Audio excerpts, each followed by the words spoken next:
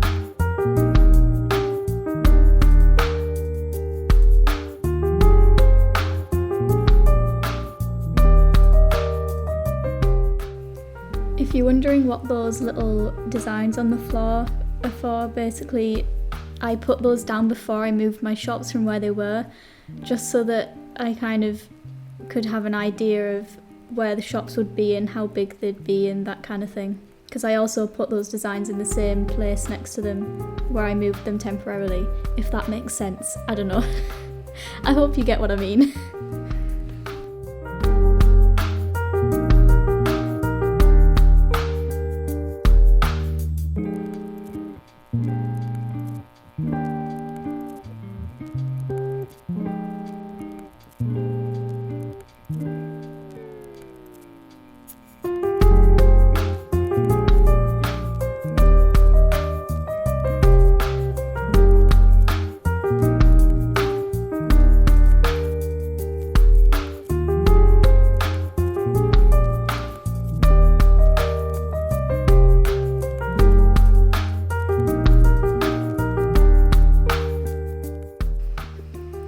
So yeah, here I'm starting to just destroy half of that massive cliff that I just spent probably about an hour making.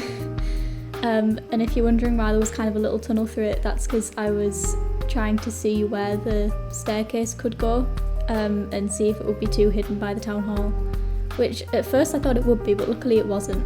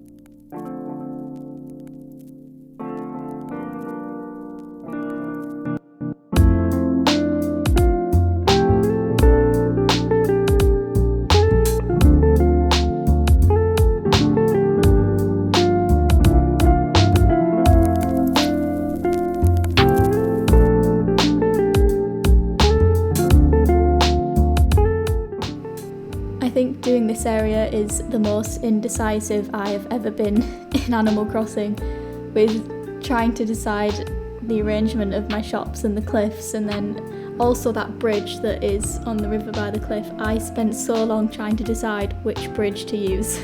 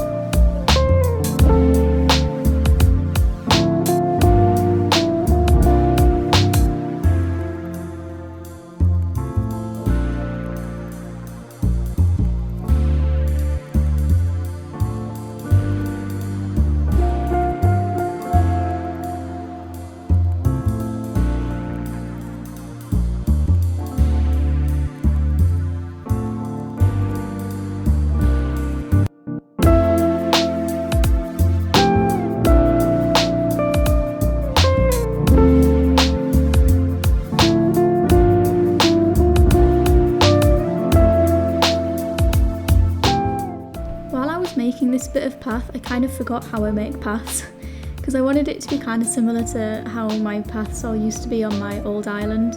But yeah, I just, like here, I forgot how to make those shapes and how I used to do it. I actually ended up joining those two grey parts of path as well, just because I kept trying to make it look good and I just didn't like it. So I ended up leaving it for a bit and then I came back to it later.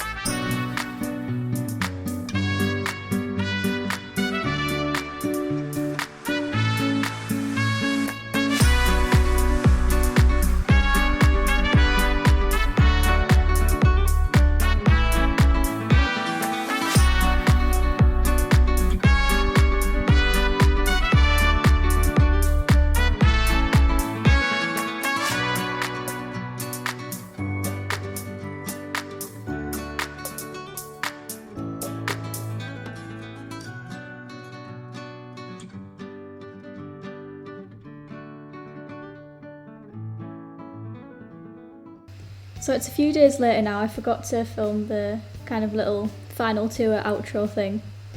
And I also can't go too far this way because I've actually filmed the next part of this little series as well.